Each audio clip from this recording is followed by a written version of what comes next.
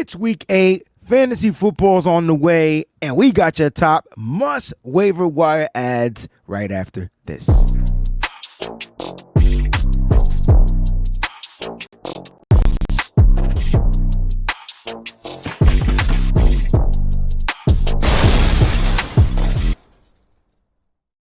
What's going on, everybody? Welcome to What's Your Fantasy. This is the best fantasy football show because I got the best damn co-host in the world, Miss Crystal Peachy B. What's going on, Crystal? How are you feeling very quickly? And most importantly, how is this league looking at this point right now? like how? I'm feeling pretty good. This weather is annoying. It's cold in the morning. And then it's hot in the afternoon. So I don't get that, what's going on with that. But anyway, that's the equilibrium. Unlike my fantasy leagues, which surprisingly, thanks to James Conner, I won one that I wasn't going to. Oh. So then, other than that, I lost every single one of them, I think. It's a rough season. It is. It's a really bad season. It's just a lot of injuries and a lot of craziness going on. So, it is what it is. I'm probably not going to do as many lineups as I normally do next year. I'm probably going to lower that a little bit. Yep. Well, you and me both. You and me both. We are not going to play. You know what I'm going to do? I'm going to look at my joint. I'm going to count my teams. You ready? Go ahead. 1, 2, 3, 4, 5, 6, 7, 8, 9, 10, 11. Hold on, I got to scroll down. 12, 13, 14, 15, 16, 17. I got 17 teams. Wow. I will trim that down to 15 for next season. I can tell you that. Oh, but guys, make sure you hit that like button, all right, man, and subscribe to the channel if this is your first time watching, and leave us some comments in the comment section if you have any questions about your fantasy football. We are into week 8. We're headed into week 8, so I'm sure you guys got questions. We got the injury report we're going to break down real quick. Peachy, I hope you're ready. Let's get to this injury report so we can give people some instruction on what to do with some of these players. All right, so for week 8, we have Jaden Daniels that is out with rib.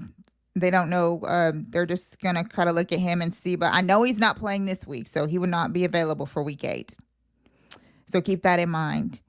Then we have Aiden O'Connell, who is going to be out because they put him on IR for a thumb injury. I think he broke his thumb, if I'm not mistaken. And then we have wide receiver Juju Smith-Schuster has a hamstring injury, so he's out for week 8. Then we have wide receiver Deebo Samuel, who had a bout of pneumonia, and thank God he just got released from the hospital. So that means that he's on the mend. I don't expect to see him this weekend, but we'll see. It is the Cowboys, so you never know. Then we have wide receiver Mike Evans, who has a hamstring injury, and he will be out until week 11 is when they're expecting him to come back. They're not placing him on IR, but I don't know what his designation on the fantasy thing is. You never know, depending on which format that you use or whatever. But if you have him, just put him on your bench if it won't let you put him in your IR slots. Then we have a bit of good news. Quarterback Tua Tagovailoa is supposed to make his start this weekend. He's activated from IR and is fully healthy and ready to practice. Hey, Tua's back. Yeah. I got a quote from Tua. Tua said something about him playing football. I'm just trying to figure out where the hell I put that quote. Mm-hmm. But, he said it will be the death of him or something like that before he comes off the football field. I'm not trying to laugh, but, everything, when he gets these concussions, it looks like he's about to die. So I'm praying for him, but he wants to play. He wants to be out there, and it is what it is. He said he loves this game, and he loves it to the death of him. That was the quote from Tua Tagovailoa. So he's going to be back, which is great because some of you guys have Tyreek Hill like me. Right. And he hasn't doing anything Diddly out there. So squat. nothing. Who thought that you would have a week where Tyreek Hill put up nothing? He put up 0 points? Like a big fat nothing. Hold on, I gotta check that. Wait a minute now. Now I know some receivers put up 0 points. I'm like almost Tank 100% Dell. positive. You probably are. Okay, that I'm not it was gonna go. nothing. I'm not gonna say you wrong. I'm just saying that I know Tank Dell put up 0. Yes. Cortland Sutton put up 0. Give me a second. I gotta find that. Okay. What in the world? While Breezy's looking for that, some more good news for the Rams people and for people that Hey. have Puka Nacua. He Our has man been Puka coming back. activated from IR and is back, and they are hoping to get him out there since it looks like that they're trying to trade Cooper Kupp. Listen, I don't know. Maybe they feel like they're stacked. And Matt Stafford. Maybe they feel like they can get something. They're going to rebuild with the young Puka. Right. Let him come back. I don't know. I don't know. But I'm searching right now. So beware. Let me see. No problem at all. So then we also have a bit of bad news about some season-ending injuries. Yeah. So let me go over those. Quarterback Deshaun Watson, Achilles, he's out for the season. He's out for life. Exactly. I'm just playing, guys. He's out for the season. And then we have wide receiver Brandon Ayuk that has an ACL, MCL, and probably another CL somewhere, who's out for the season. That is not expected to even be back until December of 2025. I said that. I know you did. I said November, December. Yes, you did. And yes, you did. people were like, oh, he can come back. No. Exactly. He's having reconstructive surgery. All of it. All of it's being reconstructed. With the MCL. So the MCL is the crazy injury, right? That's like the ACL usually, you can return from, I would say 9 months. Yeah, just like Aaron Rodgers did. Yes. Yes. But when you get with the MCL and then they said that it could be possibly something else as well. They won't know till they get in there and look at it because that's kind of how that goes. Okay. So Breezy was right, like dead on that when he was the first person that I heard that said that gave him that estimated time frame. And then bad news for the Bucks, man, 2 receivers, but one of them, Chris Godwin, has a dislocated ankle. He's out for the season. Yeah. So wide receivers, Breezy's got you guys hooked up on that for the waiver wire because leave me alone. Man, wide receivers are they're going down. But that's all that we have. The wide receivers are really decimated. It's crazy. Oh yeah, and then there's no teams on a bye, so there's no bye week for any team. So that might help you guys a little bit too, because there's nobody that you gotta worry about switching in and out and whatever for the bye week. So. Here's the thing, right? Mm-hmm. If you have Ayuk, Watson, and Godwin, just drop them. Drop them now. Right. All right. I'm with you. Unless you have a keepers league and you're trying to keep one of these players for next year, but I wouldn't even keep Ayuk if he's not playing until December. I wouldn't either. Okay. Watson, I wouldn't keep if you paid me to. Chris Godwin, possibly. So, we don't. He had a broken. What was it? Something in the ankle, I think. I can't remember. It's a dislocated ankle. Dislocated. Yeah. So. And it looked really, really bad. It did. It absolutely did. And it's like I was watching the game and then I wasn't watching. And then, of course, my stupid butt watches right when he gets injured. It was crazy. I'm like, go figure. I was literally flipping back and forth. Definitely crazy. All right, yes. Listen, make sure you guys drop those dudes, man. Speedy recoveries and prayers go out to those guys. We got the top 10 scoring leaders from last week. Before I get to these top 10 scoring leaders, because I'm going to do it rather quickly, I just want to put out that Tyreek Hill had 2.3 points. Oh, okay. Okay. Now, he had 2.3.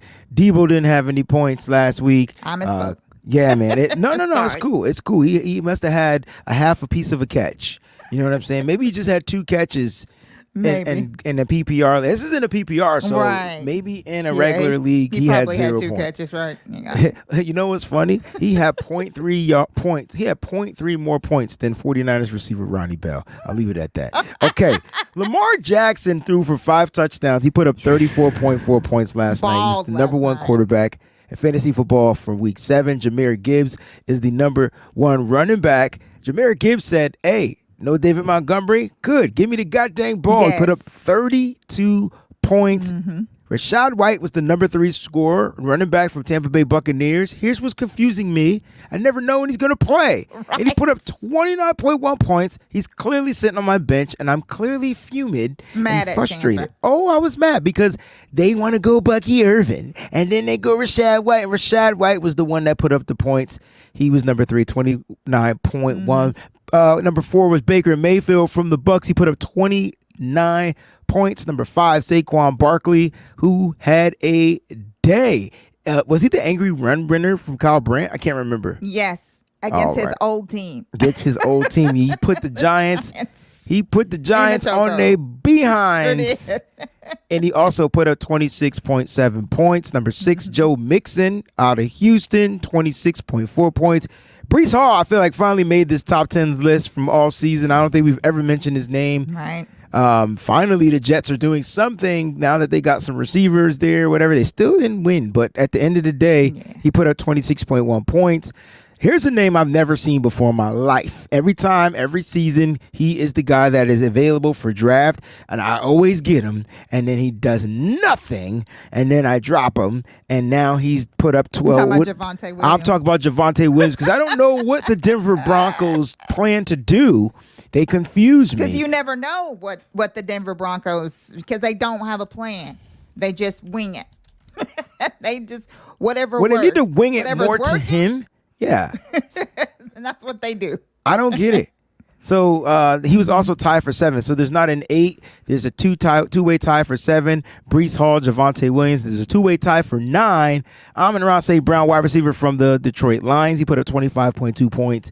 And Derrick Henry put up 25.2 points as well. And here's the funny thing about Derrick Henry. The dude literally plays 2 quarters of football. Just imagine if he played 4 quarters of football. I know. He'd probably have about 40-something fantasy points. They not about that life. They're not about that life. Those are your top 10 scoring leaders from week 7. Peachy, do you think, before we move on, who week 8 will be probably off of this list? Who do you think will remain in the top 10 off of this list? Pick one person. Saquon. Ooh. Okay. All right. I wasn't expecting you to pick Saquon. Let me just go through my little thingamajiggy real quick. I like that matchup actually. Saquon. I'm gonna go with the MVP candidate right now because this dude Lamar Jackson is playing football on a whole nother level, and it's because they have a running back. That's right. He doesn't have to be the running back. Yeah. You know what really makes me mad? Now Mark Andrews is finally being activated. After we cut him, after we traded him. Sliced him like a it's gone. And they did that to us on purpose because they were literally going to this third tight end that I've never heard of. Mm-hmm. You know what is also crazy? So, Breezie, I really like your Lamar Jackson thing because they're playing the Browns. The Browns are also starting to kind of sell. Okay. So that means that we don't know, man. Lamar might go off on them like again and have the same kind of game that he had last night against the Bucks. Good point. Dang. But it is a divisional game. Yeah, that's true. That makes it, I don't know what it'd be, but it makes it a little different. And Lamar struggles against divisional opponents. That's a good point. So yes, but I'm hoping because the Browns are 1-6, and if they are in the sell mode, they are that. But you're going with Saquon Barkley, who's playing against that terrible Bengals defense. Exactly. That's what I said. We will see Saquon up here next week. That's crazy. All right, let's get to these waiver wire pickups, Peachy. Okay. And let's have some fun with this. All right. So we got the quarterback that if you had him on your roster, kudos to you. If you didn't, and you had Justin Fields, I know they have not declared a starter as of yet or who they're going to rock with, but if you can, I would go and I would get Russell Wilson as quickly as possible. He just adds a different dynamic and to their offense as far as a thrower. He can get you know what it is? He can push the ball down the field. Yes. He can push the ball down the field. And, man, if you got George Pickens, now you can put him in your lineup. I was about that. That's literally what I was about to say. One, I got to give Breezie his props on here so he can hit that applause button, because we were going back and forth about putting Russ in Fields and whatever. And that Steelers offense came alive with Russ out there, because like Breezie said, Russ can finally reach them receivers, get Pickens active, and it just looked like a totally different offense. It was movement, and everybody was, it just looked different. It really did. So I do have to give him his props and flowers on that, because he was right. Well, I'm not going to pat myself on the back, but listen, they playing the Giants at home, so you might want to pick them up, because the Giants look like terrible garbage pail kids. All right. Alexander Madison, running back for the Raiders, they have been struggling to figure out who they're going to run the ball with. Yes, Lord. I think they figured it out. So you might want to pick him up. We're talking waiver wire time. He put up 12.3 points last week in fantasy football. Don't be like, if you need a running back, you need somebody to go in one of your slots for this week. Pick him up. Their matchup is against the Kansas City Chiefs. It is a tough defense to run against, but it's a divisional game. So it's weird. Like, and if I can just say this real quick, I really, really love this idea, Breezie, because we know how Kansas City looks against the Raiders. They look like, you know how they're the 49ers kryptonite. Right. But the Raiders kind of make no matter who's out there, it doesn't matter. That's my point. It happened last year to the Chiefs. It's just one of those, So that's my point. There you go. That's great. Good job. That's my point. All right. Other running back, Tyler Goodson from the Indianapolis Colts, put up 11.1 points. I don't know what they're doing. I do know around that goal line, they're going to give it to Trey Sermon, probably a little bit more. I don't know if Jonathan Taylor's going to play. I doubt he's playing this week. Tyler Goodson is more of the running back that they like to use. You might want to pick him up. If you go Trey Sermon, that's fine. They are playing the Houston Texans, but the Houston Texans defense isn't what I thought it was. They gave up a lot of yards to the Green Bay Packers offense in their run. I told you Josh Jacobs was going to be fine against that defense. I wasn't expecting that, so I was wrong about that too. I've been wrong a lot lately. Listen, the difference is though that Houston is at home. Houston was on the road last week, so I would pick him up. He stretches the defense a little bit, opposed to just running up the middle with Trey Sermon. So if you can get him, you can get him. Tough matchup, but if you need a running back, this is a little burst you can add to your roster. And again, it's a divisional game, so Goodson might just be what you need. The Texans, I don't know what they were doing, but like Breezie said, now they're home. They play a little different when they're at home compared to being on the road. The opponent they had, Green Bay is tough. Like they're tough, and that game was a battle. And Josh Jacobs was able to get off, and I thought their run defense was better than that. Maybe their run defense will show up this week, but Tyler Goodson is definitely going to be good, because I don't think Taylor's playing this week either. All right, we talk about wide receivers. Rashad Bateman was just on fire against on Monday Night Football, and I just feel like the Lamar Jackson is seeing the field so well. This is a guy that can give you a burst, deep plays down the field. Now Lamar Jackson is stretching the field. This is the guy they're using to do it. Zay Flowers underneath. If we're looking for a wide receiver, man, you might want to look this way toward Rashad Bateman. Any thoughts on him? I think, just like you said, I'm in awe of Lamar. Like, he is really, really playing the quarterback position this year. Getting to his receivers, finding his tight ends now, letting Derrick Henry, do the runs, and then when LeBron has to run, of course he can take off and he can blaze everybody, but he's definitely getting Bateman more involved. And I do like what Bateman brings to this team. I think he's definitely great off the waiver wire, and if you can still get him. Absolutely. So pick up Rashad Bateman from the Baltimore Ravens. The other wide receiver, Keon Coleman, put up 12.5 points. Now that the Bills actually have a number one wide receiver, he's being seen a little bit differently. I know a lot of people want to go with Khalil Shakur and some of these other guys. Nope. I think it's going to be time for the rookie. He's going to be making a name for himself. Now that the attention is going to Amari Cooper, what are your thoughts on Keon Coleman, the rookie from Buffalo? Yeah.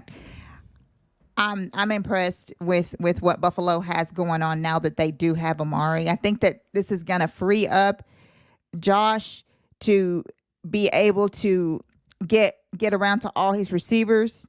Keon Coleman seems to be the one that's chilling around the goal line whenever they get him or whatever. And I really like this. I do like Keon Coleman better than Shakir. I think Coleman is going to be your wild card guy, the one that's going to be creeping around that goal line and gets them TDs for you, as well as targets. Keon Coleman, they got the Seattle Seahawks in their matchup. They're on the road in Seattle, but I think they'll be able to get it done. Jonnu Smith, tight end from Miami, the only guy that was putting in that work. They switched to that quarterback, and they were finding a dude, and dude was him, and he put up 15.6 points. Yeah. Jonnu, it was really hilarious because when he was with the Patriots, he was okay. Then whenever he was with Atlanta, then they, before they had the weapons going the way they needed to and everything, and then that didn't work out, so they put him in Miami. And Jonnu seems to be the guy, because apparently, like right now, it's not Tyreek Hill. And I don't know how that changes when Tua comes back or whatever. But I do know that Jonnu is can be a great player to get at tight end, because the tight ends have not been setting the world on fire this year, but some of them seems to be coming alive now. So definitely keep Jonnu in mind. Really good point. Point. Our flex guy, listen, I think you should just pick up a Patriots wide receiver. It doesn't matter if it's KJ Osborne, if you can get the rookie, because Drake May is the quarterback, and Drake May is their future. And Drake May is having a field day. KJ Osborne is the veteran, though. He put up 8.6 points last week. You might want to pick him up. The Patriots matchup this week, a little bit different. They got the Jets, but they're at home. And so I would pick him up, man. They're going to look to move this offense. If you can grab the rookie wide receiver from Washington, he might be another one you want to get if you're looking to pick up somebody off the waiver wire. So check out KJ Osborne. PG, any quick thoughts on KJ? The only thing that I want to say is it's basically any wide receiver at any time. Drake May is good with finding his targets. KJ could be the one that he locks in on. So. All right, guys, just real quick, man. Kicker-wise, I mean, if you're living off the waiver wire and you're looking for a kicker, Cameron Dicker was the leading scorer last week. I know nobody has him from the Chargers. The Chargers this week, they have, and that was great. They got the Saints this week, but they're at home. If they get their receiver back, I'm not sure what's going on with Quentin Johnston, but if they get him back, they might have a little bit more explosiveness on their offense. But if not, they don't have that wide out. It's going to be a long game. You might want to pick up Cameron Dicker as your kicker off the waiver wire. And as far as the defense, listen, I don't know how this Denver Broncos team continue to play defense without players, but they are forcing turnovers and they're scoring. Yes. You might want to pick up the Denver Broncos defense against the Carolina Panthers this week, because I don't even know if their quarterback is going to play. He was in a car accident, him and his family. So he's okay, but we'll see what happens with Andy Dalton and how that works out throughout the week. But I can tell you, it doesn't matter if Dalton is there or if Bryce Young is there. The Panthers are terrible. So start the Denver Broncos defense. I Horrible. just wanted to put that out there. All right. So make sure you start that Denver Broncos defense. And those are your waiver wire ads for week 8, man. Let us know what you think in the comment section. Please let us know if there's any people out there that you feel like you want to entertain us with or have any questions about. And we'll definitely be able to respond. That's why we do the show rather early so we can have some time for Thursday Night Football, which is upcoming this week. On behalf of myself, Crystal Peachy B, this is What's Your Fantasy Football. Thank y'all so much for tuning in. Until the next time, we'll see you. Peace.